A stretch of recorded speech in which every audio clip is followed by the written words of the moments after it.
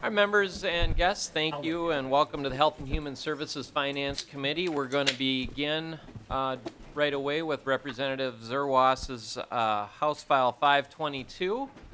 We do not yet have a quorum, so we will not officially bring the meeting to order, but Representative Zerwas, if you would like to begin to present your bill, when we do have a quorum, we will interrupt and officially call the meeting to order. So with that, Representative Zerwas and House File 522.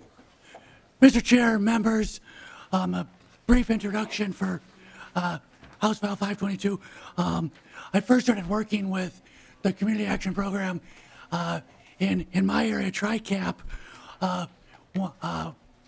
almost 3 years ago now, on trying to expand some tax preparation assistance in to my community, and really saw an overwhelming response and success in the Oak River area. And the more I worked with the Community Action Program, I heard more about the programs that they work with. One of the programs that I think is most inspiring is FAME. And it leverages money that individuals in the program save, along with some matching funds, and then in partnership with some financial coaching, and helps individuals save up either for education, for down payment assistance on a new home, or to start a new small business. And so I think the exciting thing about the FAME program is it really stresses the 3 R's I think that we should be looking for when we look at investment. You know, it stresses results, return on investment, and really serving, in this instance, the rural areas of Minnesota.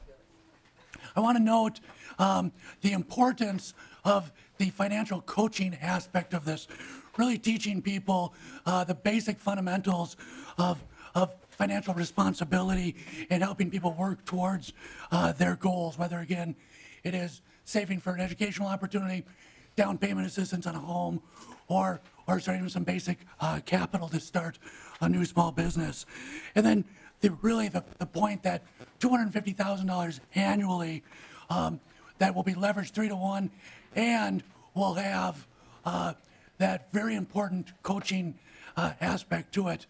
And the other thing that I find striking is that with the lack of funds in recent years, there were 8 areas where this program used to serve that currently does not, and trying to use some of this resources to go back into greater Minnesota to areas that were previously served by the FAME program very successfully. And with that, Mr. Chair, I'll turn it over for some brief testimony. Thank you, Representative Zerwas. I have Pam Johnson and Jill Amundson and Elizabeth Thompson. That's right. Please introduce yourself for the record and proceed in whatever order you would like. Good afternoon, Mr. Chair and members. My name is Pam Johnson, and I work with Minnesota's statewide Community Action Partnership. Thank you for this opportunity to talk about House File 552, and thanks also to our FAME champion, Representative Zerwas, and co-authors, Representatives Dean, Mack, Liebling, Grunhagen, Hamilton, Murphy, Schoen, and Backer. Thanks for all your support. FAME has had a powerful and lasting impact on the lives of thousands of Minnesotans, and has demonstrated a strong return on investment, as Representative Zerwas said, over the past 14 years. Over 3,600 low-income Minnesota households have saved collectively nearly $3.5 million of their own income in matched savings accounts to acquire a long-term financial asset, as described: a home, post-secondary education, or a small business. Long-term assets help families to weather life's financial storms and move beyond paycheck-to-paycheck living. And a statewide collaboration delivers FAME, including Bremer Banks, City County Federal Credit Union, Emerge Community Development, Community Action Agencies, the Urban League, Neighborhood Development Alliance, and Leech Lake Tribal Government. Participants deposit $40 per month at local banks, receiving a 3-to-1 match through state and federal funding. It's a true public-private partnership, as these funds leverage local and private resources as well.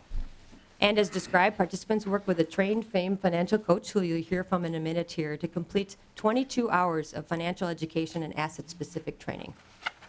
As a coach, a FAME coach in Duluth for 4 years, I especially enjoyed sessions with parents who brought their kids.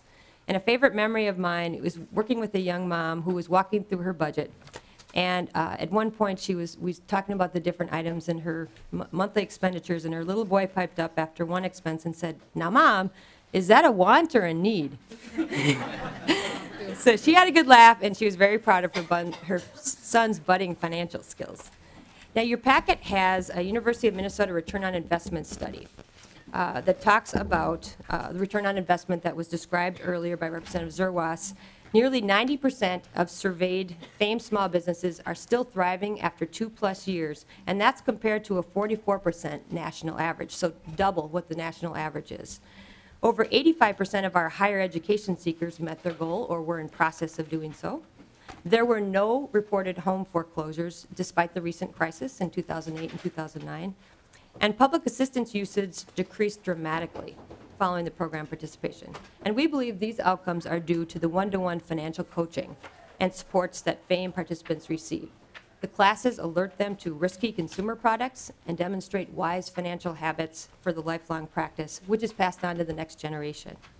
So we're here today to thank you for your investment in FAME financial asset building over the past 14 years and seek support for the key coaching aspect of FAME. A current $250,000 annual appropriation supports the FAME bank accounts, but not the key coaching element that makes the program so successful. Some providers have had to halt services, as Representative Zerwas described, due to a lack of adequate coaching funding, while others struggle to maintain services. And this has created gaps in statewide service delivery, as shown in the map in your packets. So the bill provides a $250,000 per year boost to stabilize FAME coaching, enable former and new providers to join, and leverage private and non-state resources. So thank you for your time, and I'd like to now pass on testimony to Jill Amundson, an expert FAME coach, and then Elizabeth Thompson, a successful FAME graduate. Thank you, Ms. Amundson. Please introduce yourself for the record. Good afternoon, Mr. Chair and committee members. My name is Jill Amundson, and I am the Family Services Coordinator at West Central Minnesota Communities Action in Elbow Lake, Minnesota. I'm pleased to be able to speak to you today about FAME. As Pam has discussed, the FAME program has amazing deliverables. It builds people up, helping them to turn their earned income into assets that can take them out of poverty. While savers obviously benefit from the 3-to-1 match, the financial coaching is what makes FAME a success. As FAME coaches, we deliver 12 hours of financial education, 10 hours of asset-specific training, such as home purchase counseling, business plan development, or employment and educational exploration, and ongoing one-to-one coaching individualized for each participant. It is this ongoing relationship that makes the difference for FAME savers. It gives them someone to contact when they have financial questions, support when they have to make those tough decisions, and someone to celebrate their hard work and victories along the way. This is what we see as making the lasting impact in the financial habits of our FAME families. FAME financial coaches receive intensive training using the curriculum entitled 4 Cornerstones for Financial Literacy that includes instruction on budgeting to increase savings, debt reduction and asset building, building a good credit rating, and consumer protections. In addition, our network participates in regular and ongoing statewide FAME network training meetings. As providers, we share best practices, stay on top of current financial tools and topics, and support one another's efforts to provide high-quality coaching to our participants. As a FAME coach, I have been fortunate to have assisted several of our FAME savers who are working to start their own business. As part of the asset-specific training, we spend many hours over the course of a year discussing personal and business finances, researching potential markets and strategies, and planning out how to best utilize the FAME savings for the biggest return on their investment. The final product of this is a written business plan that encompasses their short and long-term goals and provides a detailed map on how to achieve them. It is rewarding to see these businesses thriving in our rural communities, knowing that micro-enterprise will contribute to the success of the family and to our town. One of our FAME education savers, Kesha Anderson, has written a letter regarding her experience in FAME. Ms. Anderson was able to complete her graduate degree in 2008 through the use of her FAME savings. She is now administrator for the Region 4 Mental Health Consortium. Ms. Anderson writes, "The key of this program is that it is not a program that hands out a 3-to-1 return on investments. They partner the savings plan with intensive classroom coursework that covers financial strategies for success, which is essential for every participant regardless of background. FAME provides financial support with education for individuals and families who may otherwise not have funding, knowledge, or the belief that they could own their own home, pursue further education, or go after their dream of starting a small business. For most FAME programs in Greater Minnesota, such as our own rural West Central, support dollars are extremely limited. Many other rural providers, as Pam mentioned, have stopped offering FAME because of this lack of coaching dollars. Thank you for your consideration. Thank you, Ms. Amundson. We do now have a quorum, and with that, Representative Pearson moves approval of the minutes for March 11th, 2015. Do we have any additions or corrections to those? Seeing none, all those in favor of approval of the minutes, please say aye. Aye. Those opposed, no. The minutes for March 11th are approved. We are called to order, and the next testifier is Elizabeth Thompson. Before that, Representative Zerwas, would you like to move your bill? I'll move House File 522 to be laid over for possible inclusion in your bills. Thank you, Representative Zerwas. And now Elizabeth Thompson. Hello. Please introduce yourself for the record and proceed with your testimony. Thank you. Okay. Hello, I'm Elizabeth Thompson. My husband and I have a small tree service, which we've had for several years. We have never made much profit, and we were really struggling when we found out about the FAME program. Our FAME coach helped us transform our business. We had so many ideas, but we didn't know which way to go. Through developing a business plan, which we had never done, we were able to narrow down our options. With the coach's help, we decided our best long-term investment was to buy a snowplow with the matching funds to expand the business during winter, which is our slowest time of year. Thanks to the plow, we picked up 30 contracts for snow removal this winter. Even with the lack of snow, this is the first winter that has not been a big financial struggle for us. The classes and coaching have helped us in all areas of our life, not just the business. Before FAME, we didn't know how to save or budget, especially with having an income that fluctuates so drastically from self-employment. Now even our kids love to save. We have a bucket that our whole family puts money in. When we want to do something special, like go on rides at the Mall of America, instead of putting it on a credit card, we count the bucket to see if we have enough. When the kids earn money from doing extra chores, they will run to put it in the bucket instead of buying candy or a cheap toy with the money. FAME taught us all about delaying gratification. Without FAME's savings program, we would not have been able to buy a snowplow, and without the classes and coaching, we would not have had the skills to use the money wisely. Our family will be forever grateful for FAME, and I hope this program will continue so it can transform other families as well. Thanks. Thank you very much. That's it for the testifiers that have signed up. Is there anyone else that would like to testify for or against this bill? Seeing no one, Representative Zerwas, anything to clean up before we go to questions? I don't believe so. I think we'll stand for questions. Thank you, Representative Zerwas. Do members of the committee have any questions for that? Representative Liebling. Thanks, Mr. Chair. Not really a question, just I'm a co-author on the bill. I think this is a great program, and I just want to comment that often in this committee I kind of bring up the point of what are the outcomes? Are we looking at outcomes? And this is a program that really has great outcomes. So I think this is a great program, and I hope that we can fund the addition that we need here. So thanks. Other questions?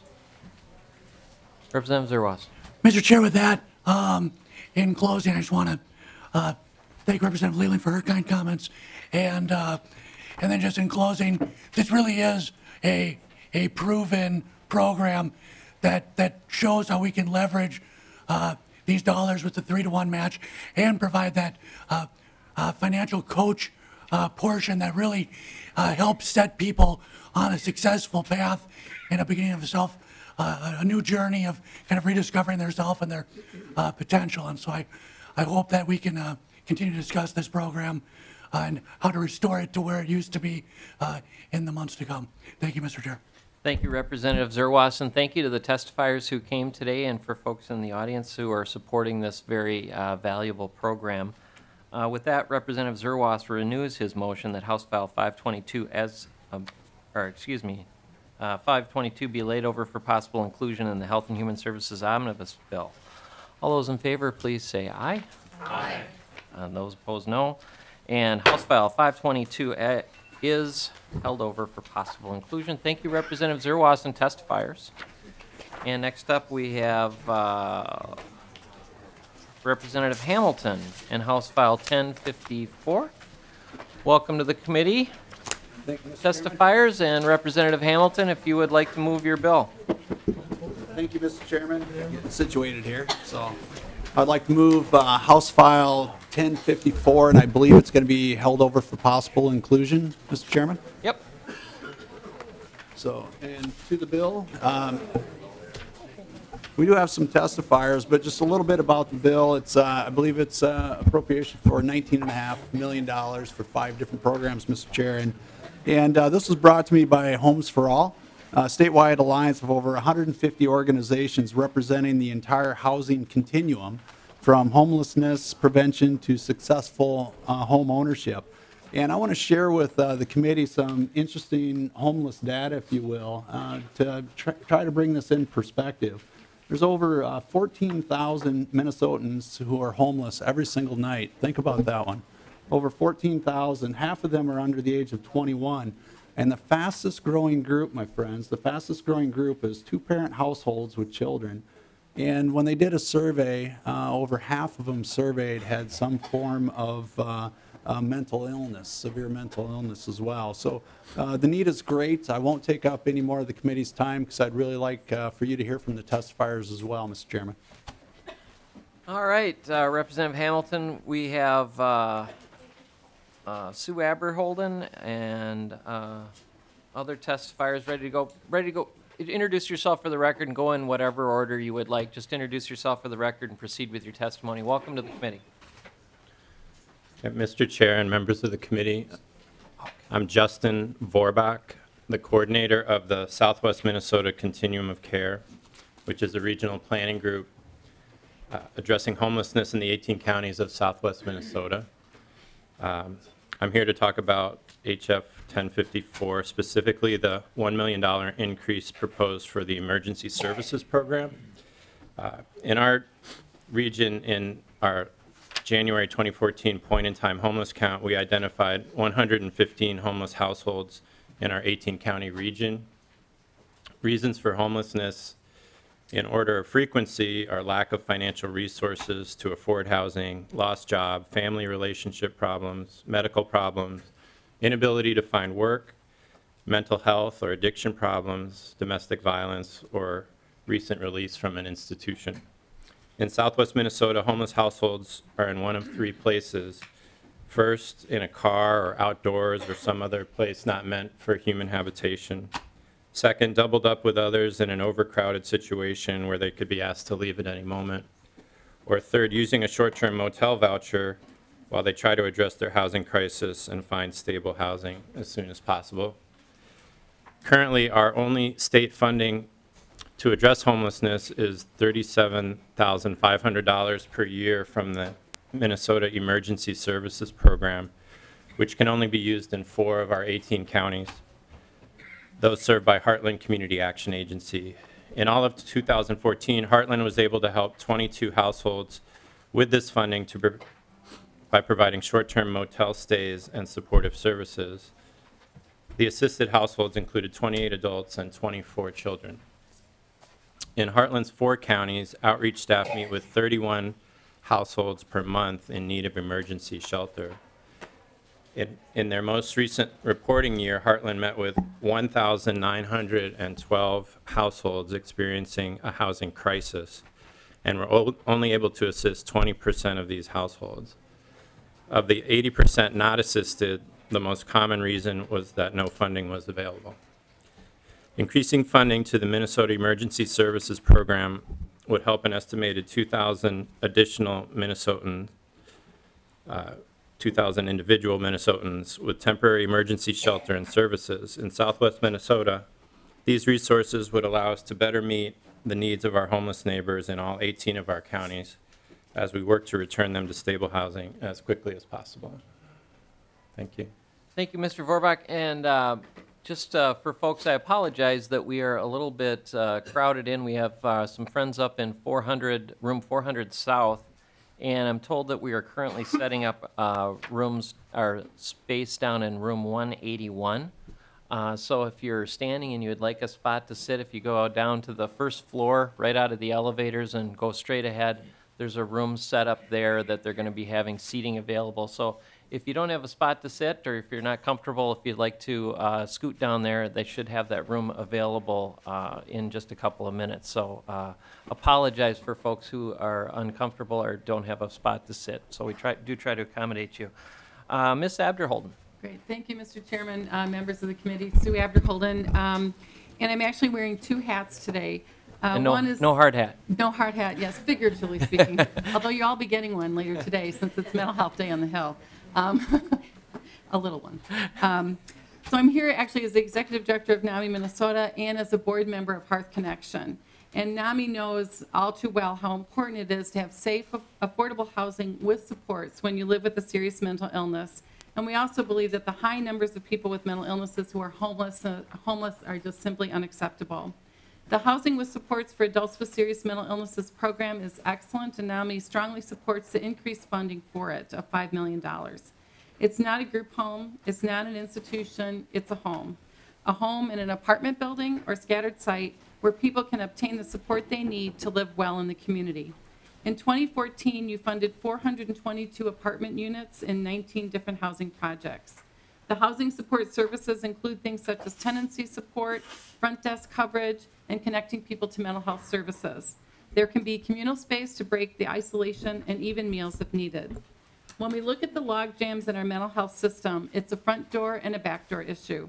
Creating more supportive housing enables people to leave higher cost settings and return to their communities with the supports they need to assist in their recovery. Hearth Connection is an agency that applies for grants on behalf of county collaborations from the Long-Term Homeless Supportive Services Fund allocated through the Department of Human Services. I'm here to support the $6.5 million increase contained in the bill. Supportive housing is an evidence-based practice for ending homelessness for people who need services. This money provides housing supports in 6 regional county collaborations, 34 counties in all, including 3 tribal nations. Currently, none of these funds are allocated to the central and western parts of the state. We know that there are people experiencing long-term homelessness across the state, and I believe that this increase, $6.5 million increase to this fund, would truly take this program statewide. This funding represents an investment in the lives and well-being of children and adults facing tremendous barriers to stability, health, and contributions to their community. So on behalf of both Hearth Connection and NAMI Minnesota and the providers of the program, I hope that you will support this bill. Thank you. Thank you, Ms. Abderholden. Next, we have Mary Chung from Solid Ground. Hi, my name is Mary Chung, and I'm the Director of Development at Solid Ground. I'm here today to talk about the $3 million increase to the transitional housing program that's part of House File 1054. I live in White Bear Lake in Chairman Dean's district, and I'm here today not only representing myself as the constituent, but also the families and supporters of Solid Ground, which is a nonprofit that provides both site-based and scattered site housing or supportive housing for families experiencing homelessness in suburban Ramsey and Washington counties. Families in our transitional housing programs, which receive funding from the transitional housing program at DHS, can stay for up to 2 years and receive a combination of rental assistance and supportive services to help them achieve housing stability and further self-sufficiency. We have services for adults focused around education and employment, parenting and budgeting. We provide children with early learning opportunities and one-on-one after-school tutoring to help them with their homework and develop a love of learning. What we're talking about here today is people, vulnerable people, people who were more often than not born into poverty, who have lived on the brink trying to make the ends meet, and when something happens and the ends don't come together, for whom everything falls apart because they don't have the advantage of healthy or powerful networks to help them through transitions in their lives. That is what transitional housing is for. I'd like to share a story with you today of one of the many families I've had the privilege of meeting at Solid Ground. Alyssa is a 24-year-old mother of 3. Her mom was involved in drugs and prostitution, and Alyssa and her sister moved between family and foster care for most of their childhood, suffering abuse along the way. In talking to her, it was amazing that she could even remember all the places that she had been because she bounced around so much as a child. She had her first child at age 18, and after 2 more children in an abusive relationship, ended up living in a domestic violence shelter. In her 18 months at Solid Ground, she completed her supportive programs and achieved her goal of obtaining a GED. She continued her education at Century College, and in addition to working and raising her children, and she is now, with her children, stably housed. Like the rest of us, she has goals and dreams and want her children to be happy and not have to go through what she went through and to not have to participate in the systems in the way that she did. Like Alyssa, many of the families that we serve have complex needs that cannot be wished away. Many of the parents we serve first experienced homelessness as children, and a vast majority of the families that we serve have experienced domestic violence. Many also have mental or chemical health issues. Solid Grounds works with the families to address these issues and to connect them with the resources in the community that they can use long-term beyond their time with us. Homelessness is a problem in Minnesota, and it's a big one. Each year we count the number of men, women, and children experiencing homelessness in our state. And each year we are reminded that the scope of the problem is far more significant than the resources that have been allocated to deal with it. The problem of homelessness has a solution, though, and that solution is housing. Affordable housing, supportive housing. Increased funding for the transitional housing program would mean that we could end homelessness for 400 more families in our state. And it would mean that we could provide more services to the most needy families that we serve so that they don't continue to fall through the cracks and continue the cycle of poverty and homelessness that we have today. Please support House File 1054, and thank you for your time. Thank you, Ms. Johnson. Thank you, Mr. Chairman. We'd be happy to answer any questions that you may have. We'd also like to just state that the Homeless Youth Act as well would be a part of this, but it is a standalone bill, and I think it's being heard next, Mr. Chairman. So any questions, we're happy to entertain. Thank you, Representative Hamilton. Is there anyone from the audience who'd like to testify on behalf of the bill? And no one's signed up with the pages. Seeing none of the questions or comments from committee members for Representative, oh, I'm sorry. Representative Purcell. Thank you, Mr. Chair. I just want to thank you, Representative Hamilton, for this bill. I'm on the bill too, and as are several others, and this is really something good we can do, and I think the time is good to fund this thing and get it out around the state. So thank you. Mr. Chairman, thank you, Representative Purcell. Representative Loeffler. Thank you, Mr. Chair, and Representative Hamilton, I think you've got a really good creative batch of programs here, and I note that some of this is also a partnership with the Minnesota Housing Finance Agency, and are we seeing sort of the parallel bills going through to ask them to step up with some of the capital dollars that will support the services here? Representative Hamilton. Well, I was simply going to say we're phoning a friend, Mr. Chairman, but the answer is yes. We are working with and on that as well. Well, great, because I know it's always been a balance, and at one time we built a lot more and then didn't have the services for them to be successful, and we've learned you have to balance it out in order to really have it work for the communities and the people served. And so I'm glad to hear there's a partner bill moving through. Thank you. Thank you. Other questions, comments for Representative Hamilton? Well, I just want to commend you for all the work that you've done on this and bringing the different coalition groups together, and for the advocates who are here today. You have a excellent chief author with Representative Hamilton, so you're being very well represented with the advocates here at the Capitol as well as the author of the bill, and wish you all the best, and thank you for coming to the Capitol today for this and for the next Representative Wills bill. We do appreciate that, and it does make a difference. Hopefully we've been able to accommodate all of the folks up in 400 South and down in 181 so that we can connect with that. Any final thoughts, Representative Hamilton? You know, Mr. Chairman, no, thank you for the kind words, and you know, I simply ask for everybody's support, and thank you for everybody for showing up as well. With that, Representative Hamilton renews his motion that House File 1054 be laid over for possible inclusion in the Health and Human Services Omnibus Bill. All those in favor, please say aye. Aye. Those opposed, no. House File 1054 is laid over for possible inclusion in the Health and Human Services Bill. Thank you, Representative Hamilton and testifiers. Thank you. Thank you.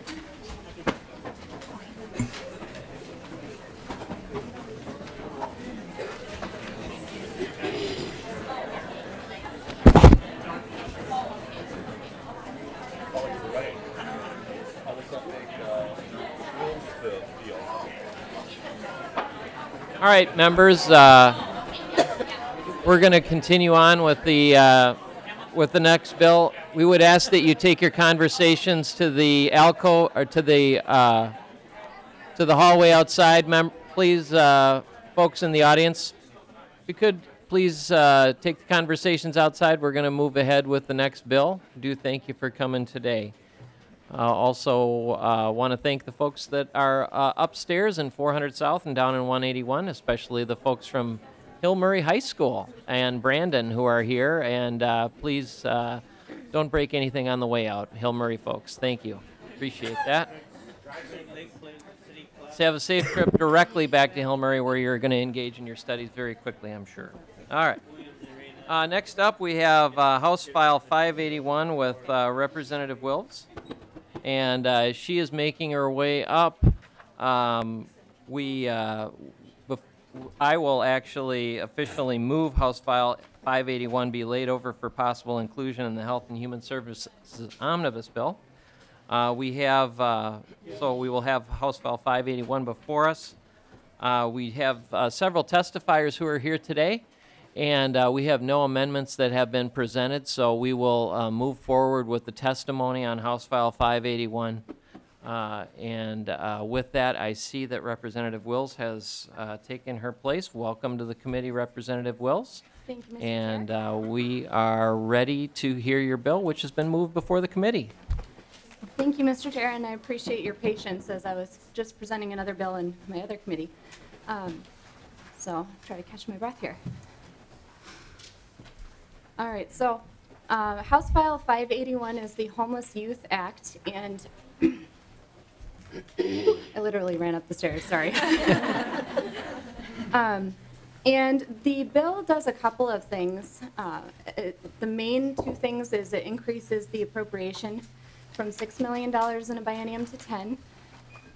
And the other change is changing the definition of homeless youth from ages 16 to 21 to the federal definition of 16 to 24, just so you have an idea of what the bill does. And I wanted to give a little background on why I believe that this funding increase is important.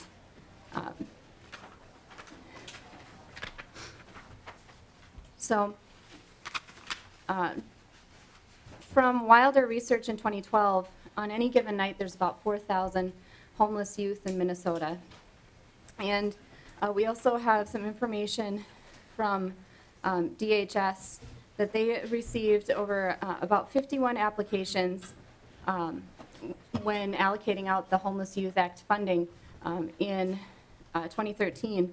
And they received, in those applications, about $20 million in requests to be able to reach these homeless youth.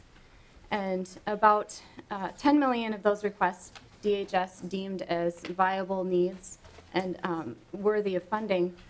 But unfortunately, we only had the $6 million appropriation, which is why we're looking at increasing it up to the 10 million to reach those additional needs.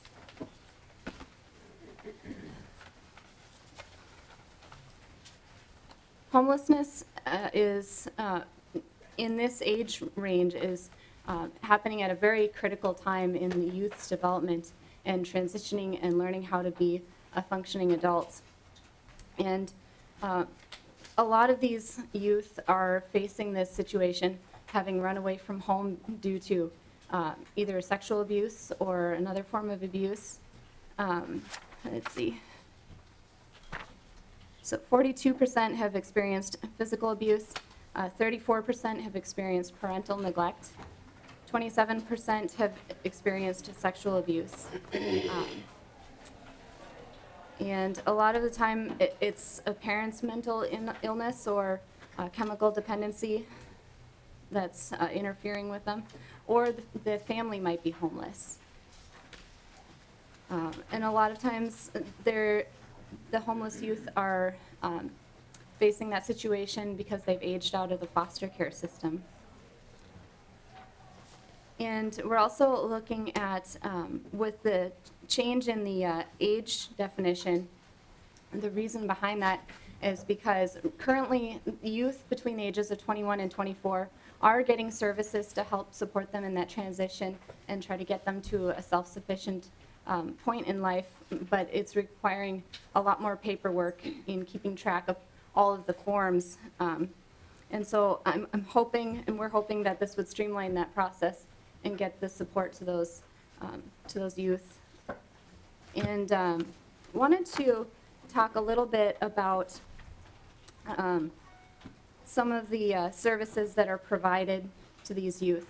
A lot of it is counseling and encouraging the youth and just assessing where they're at in their situation. And the first thing that they look at is, can the youth go back home and can they be with their family? Because that would be certainly the preferred option. But a lot of times that's not an option.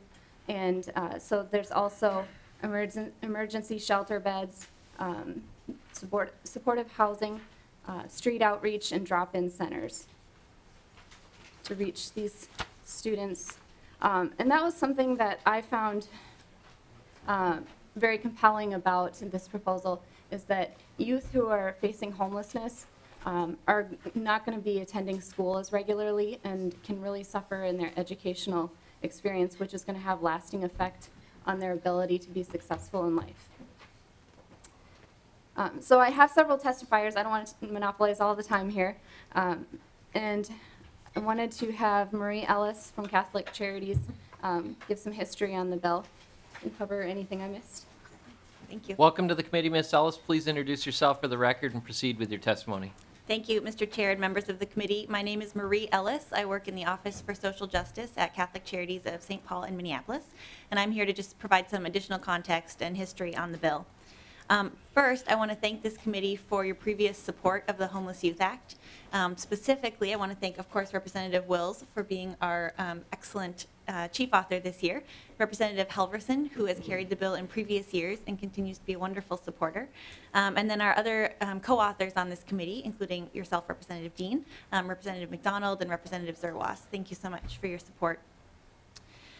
As Representative Hamilton noted, the funding for the Homeless Youth Act is also a part of the Homes for All bill that was just heard, but the bill in front of you then also includes that policy change with the age language. The Homeless Youth Act funds can serve 5 different purposes. They serve drop-in centers for homeless youth, emergency shelters, street outreach, transitional housing, and supportive housing. In Homeless Youth Act funding, the state funding is just one piece of funding for all of those different services. There's, of course, also federal funding, county funding, individual contributions, corporate contributions, United Way funding, and all of those things. One note I'd like to make is to let you all know that youth service providers statewide are working together to explore some different creative models of other ways that we can serve youth, specifically in greater Minnesota, where it might not make sense to have a brick and mortar shelter or drop-in center, but something like host homes or something else that would help youth benefit and stay in the community that they know. Another note, I think a lot of you are familiar with the Safe Harbor Ask, and just want to make sure you know that advocates on the Homeless Youth Act and advocates on the Safe Harbor side are definitely working together to make sure that our efforts are complementing each other. To that end, one part of the Safe Harbor Ask this year would fund 18 youth outreach workers around the state, which we know is one of the best ways to connect with youth. And those workers will be cross-trained, so they'll know how to work with homeless youth and sexually exploited youth and trafficked youth and make appropriate referrals based on who they're talking with. Catholic Charities operates Hope Street, which is a shelter for homeless youth in Minneapolis. And last week we had 3 youth come and talk to some of their legislators, including Representative Wills. And so I just wanted to paint a little bit of a picture for you. None of the youth were able to testify today, but I just remember one of them last week came to the Capitol wearing her work uniform because she was going to work right after that. And so she had on a polo shirt with the organization's logo, her lanyard, that had the logo on it, with her ID card. And she was really excited about it was going to be her first day of work. And it's just a reminder, I think, to all of us that we don't know who homeless youth are. They are the people that serve us our coffee in the morning. They're the people who check us out when we buy new clothes, and we have no idea that they're staying at a youth shelter and that they don't have supportive family members. In 2014, Hope Street had to turn away 1,050 unduplicated youth from our emergency shelter for lack of space. We run at 99% capacity. Essentially, we're always full. And so we know that increased funds are incredibly valuable to help youth.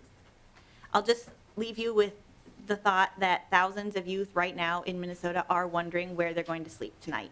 And one of the ways that you can help them answer that question is by supporting the Homeless Youth Act. Thank you so much. Who would like to testify next? Sure. Please introduce yourself for the record and proceed with your testimony. Mr. Chair, members of the committee, my name is Jennifer Erdman. I'm a community services emergency housing advocate for Lakes and Pines Community Action. We are a recipient of Homeless Youth Act funding. With those funds, we are able to provide transitional living programming to at-risk homeless youth in Aiken, Carlton, Chisago, Isanti, Kanabec, Mille Lacs, and Pine counties. We are able to give these youth an opportunity to reshape and take back their lives by providing resources and life skills that they need to become productive members of our communities. I'd like to share with you a youth success story. In 2013, a young married couple with an infant contacted Lakes and Pines. They were living in their first apartment on just one income, barely getting by. Money was tight, and they were barely making ends meet. They contacted Lakes and Pines because they were facing an eviction and were requesting financial assistance with getting current on their rent. They'd fallen behind because the husband had switched jobs to a higher paying job, and they hadn't realized how the delay of receiving that first paycheck would affect their ability to pay rent. A situation anyone new to the job force, but without guidance from a caring adult, could find themselves in. And with the Homeless Youth Act funding, Lakes and Pines was able to provide ongoing rental assistance to prevent eviction and possible homelessness, as well as case management.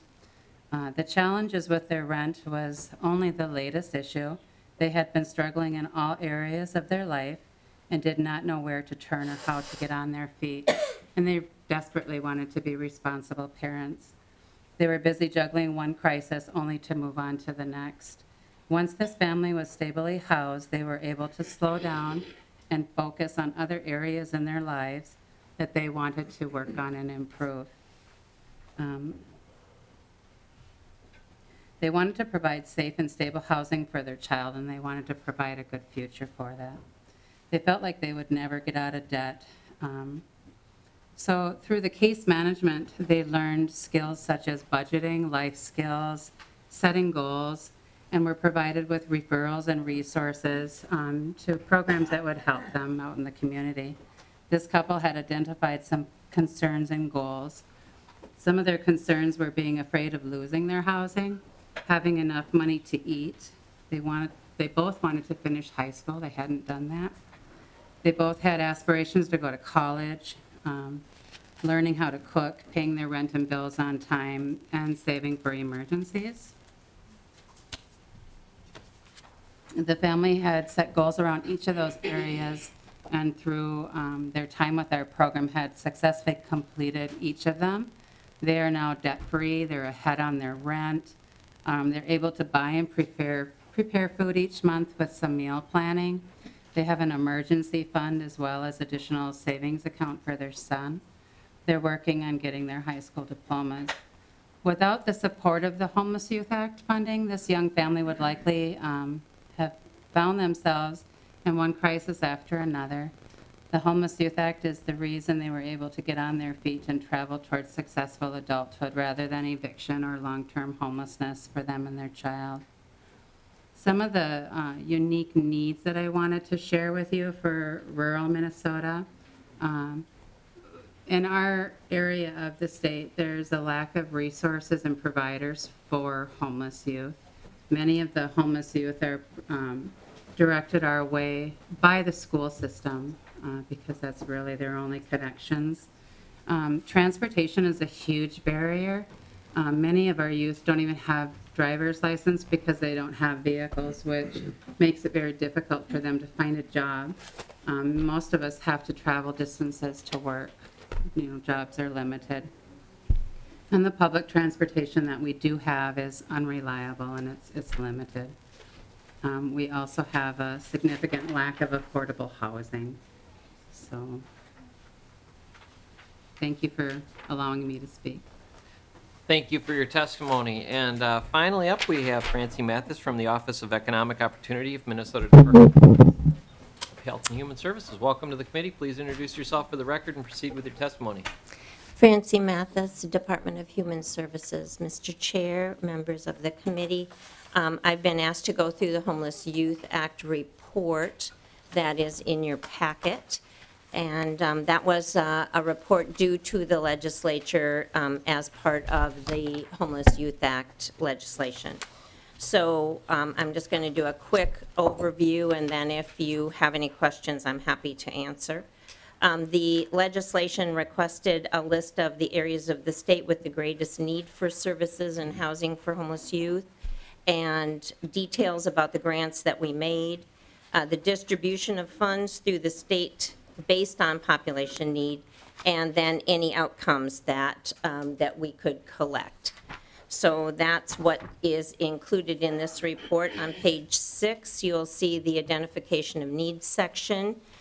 Some of this information was already given by Representative Wills, but I think it's important to say toward the bottom of that page in the geographic area, 4 in 10 youth, or 42% of the youth that were discovered in the Wilder survey were from greater Minnesota.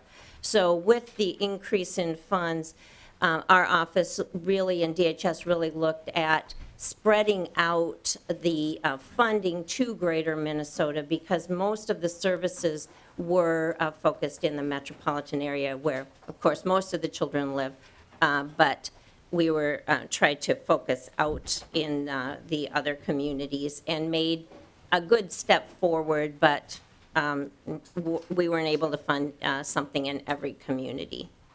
On page 7, the grant awards, we did a competitive request for proposal, received 49 applications. Then last session, there was an additional $1 million appropriated. So rather than doing another RFP, which is a time-consuming process, and we hadn't funded the $20 million that were requested, we did a request for additional funds to those current grantees that were already receiving funding. Many of those grantees were doing startup projects, and we hadn't funded anyone at the level they actually needed, so it was an excellent opportunity. 24 of the 30 grantees we funded did request additional funds, and we awarded those funds to 21 of the applicants. On the next page, on page 8, is a description of the different activities that we've already discussed briefly.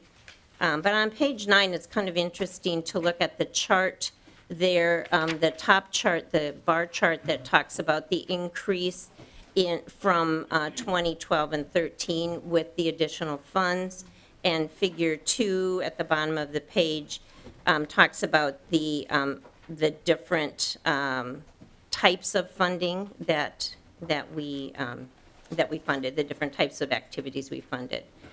As I said, the funding was given out to many new grantees who were unfamiliar with serving youth or didn't have services in a particular area. So there was a significant startup, especially in greater Minnesota and in the suburban metro area. So on page 11, if you look at the pie chart there, that kind of talks about the funding distribution by region, and you can see the Twin Cities is 46%, which is appropriate because that is the largest population center.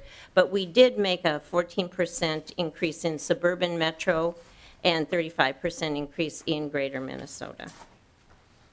There is initial data available on page 12 because these were startup and it was new funding, we only were able to collect about 6 months of data so far. So that information is included on page 12. And then we have the statute in there. And then at the end, the last page maybe, is the list of homeless youth act grantees and where they're from. So that's a quick high overview. Are there any questions that I can answer? Thank you for the review, Ms. Mathis. Are there any questions? I just had one on, we went through the legislation that asked you to do the report and just kind of looked at list the areas of the state with the greatest need for services and housing for homeless youth. Is there anything that is particularly new or changes from what we've seen before, or anything particularly to focus in as we look at that particular piece of the report that you were asked to do? Mr. Chair, what we've found is, as we've started to develop some programs, as we were talking about here with Lakes and Pines, now we're finding more children, more of the homeless youth, because they've been hidden, especially in the more rural areas. They've been doing a lot of couch hopping around, and I think school personnel and school liaisons sometimes knew about it, but there wasn't anything. There weren't any resources. So the more we have been able to get out in other parts of the state, the more youth that we're finding that really need services.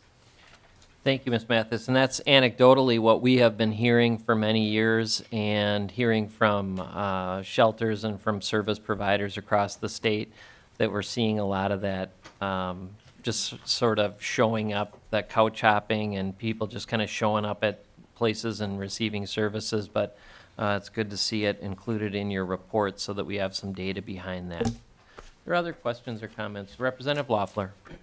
Well, thank you, Mr. Chair, and Ms. Mathis. I was glad to see that we're expanding to more services in other parts of the state, because that was an underserved area. But I do notice on page 6, in your terms of the findings of your study, it says that the number of homeless youth of color is disproportionately high compared to their prevalence in the general populations of Minnesota youth.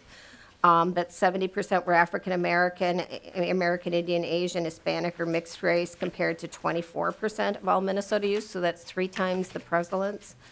And in your dispersion of money, were you able to get some providers to step up that would really focus on those populations as well? Ms. Mathis. Mr. Chair, Representative, we did make an effort, but again, this was the first step of spreading out, and we did not we asked the question in the RFP about the, the minorities served by the various organizations, and we did fund 2 tribal governments for culturally specific projects on those reservations. But beyond that, we have not. So that is an area that we could improve in our next RFP to specifically focus a little more in on that. And just to follow up, Mr. Chairman, I wonder, Ms. Mathis, whether we need to do some special outreach into those communities to, maybe look at some service providers who have not traditionally been in housing. It's no denigration of the current housing programs, but they do tend to be more oriented, I think, towards mainstream populations, and our minority serving social service agencies haven't stepped up as much into the housing realm. And do you think we need to do some special outreach or some, mentorship with the other successful programs, or some other ways to help fill that gap? Ms. Mathis. Mr. Chair, Representative, that is one area that needs to be improved. Again, this is like newish, so we've made a good beginning, but we haven't really accomplished as much as I wish we had. We do have an FTE request with this bill, and with a homeless youth specialist, we would be able to send that person out to help organizations who have typically not been either youth serving specifically or housing specific programs to develop that, as well as sending that person out to unserved areas of the state to help organizations there develop youth programming. Because serving youth, we have found, is very different than serving adult homeless people. Developmental differences make that a big difference. Absolutely, thank you.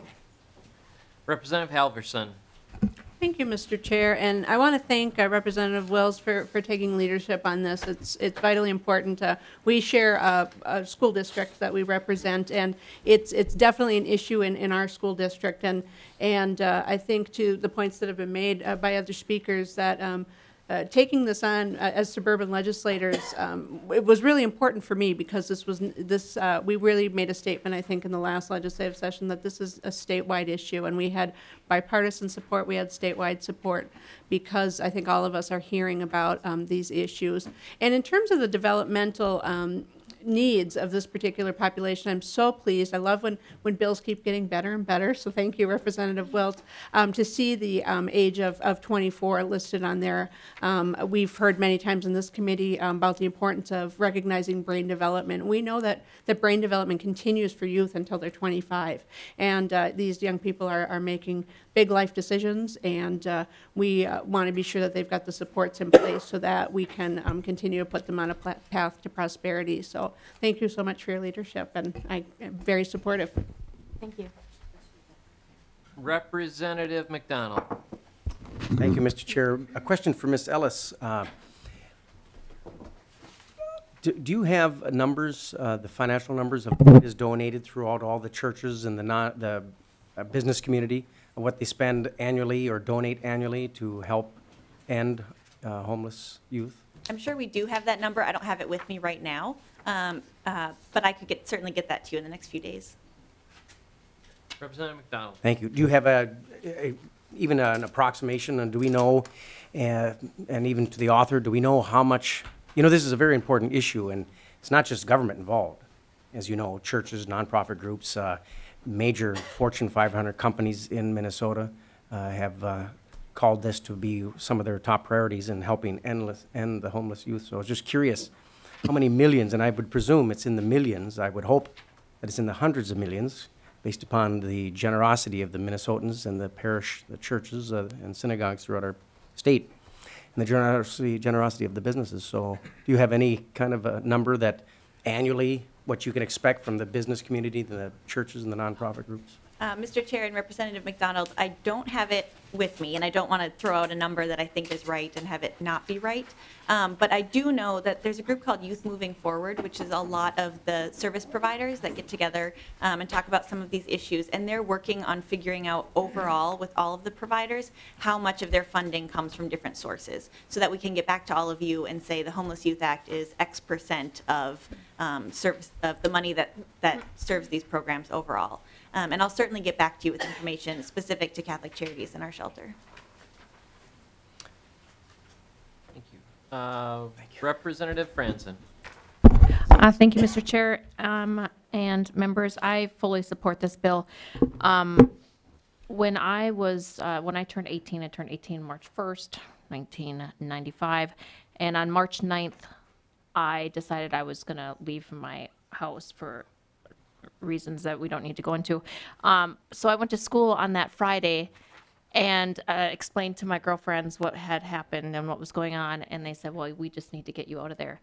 And a group of girls that had no idea what we were going to do, and I moved out of my house that night, left without even knowing where I was going to stay the rest of my time during high school. But as girlfriends do, we just thought, well, you can stay at my house one night and you can stay at my house another night, and we thought that was going to be a feasible plan, and I don't really think it would have been. And a family from my high school, she worked in the library, had overheard what was going on and what we were planning, and her family opened up her house to me so that I could stay there. Their eldest daughter was going to college, so I was able to use their room, and they took me in as one of their children until I graduated high school. but it is a reality. And I look back at that time and what if that family had not opened up to me? I really don't think it would have been feasible to live the last 3 months of my high school years hopping on couches and hoping that parents would not get sick of me eating their food and using their utilities and such, and trying to figure out how to get to school and finish that. And then after that I graduated, I went to go live with my grandparents until college started. But homeless youth is all over the place, and it's not rarely talked about, and I don't talk about it very often because it's one of those experiences that you can bring back to the legislature and say, I went through this and it is hard, and it just pains me that there are so many people out there, so many children out there that are living in cars or by the grace of just the kindness of strangers sometimes, and sometimes those youth, it's not the kindness of strangers. They're pulled into sex trafficking and horrible situations in order to survive and to stay warm for the night. And we know that Minnesota winters are extremely cold, and as resilient as we are, we'll try to find any way we can to possibly survive. And thankfully, none of those situations happened to me, but these are situations, those that I mentioned, that happen to numerous individuals. So, Thank you, Representative Franson. Representative Liebling. Well, Mr. Chair and Representative Franson, thank you for that. I am so moved by that. I'm sure everybody in the room is, and very tough to follow that one. But thank you for sharing that. I think so often, for the people listening, those of us who serve on Health and Human Service committees, we do hear a lot of stories about how tough people's lives are. And, I think a lot of times it can be very emotionally draining to hear those stories. And I think but often we recognize that they're sort of there, but for the grace of God go I, right? And that's kind of what you're talking about, Representative Franson. I really appreciate that. I also am very, very glad to see this program. I think that the fact that we're finding all these homeless youth shows that the private sector, the charitable sector, is, as wonderful as Minnesotans are, it doesn't meet the need. And we keep hearing from our state economist. We heard recently in the Ways and Means Committee again, she said, with the way our population is changing, we're an aging population, and what we need for our future is to make sure that every citizen is productive. We need to think about productivity of our people. And here are our youth and our future. And if we don't help them to be productive, it's not only, shame on us, but it's also shooting ourselves in the foot in terms of our future in the state. Because we need everybody. We need to help people who have mental illness challenges. We need to catch that and help those people to be productive. We need to catch our youth that might have, grown up in a home where they didn't have a proper safety net and need that extra push and support. I mean, this is all such important stuff. When I originally raised my hand, I really just wanted to ask a question about the report, and because I noted that. In the report, you say that slightly more than half had a serious mental illness, with depression very common. And then slightly more than a third had a chronic physical health condition, most often high blood pressure, chronic lung or respiratory problems. So now we have, with Obamacare and with the expansions of Medicaid that we did in the state, and we're really working on that, are we getting these youth signed up for health care, and are we helping them access health care services under this program as well? Ms. Mathis. Mr. Chair, Representative, the programs all provide some level of case management, and that is, and assessment. And so those are, of course, early questions that happen and things that we now have an ability to affect. So yes, absolutely, we're connecting the kids up. It's a matter of finding the kids, and then once we've developed a little rapport with them, then they are getting connected to services and getting health care and getting to counselors, as Representative Wills said. Okay, thank you. Representative Franson? And on a lighter note, I tried to write my own excuses when I needed to leave school, and I was unable to do so.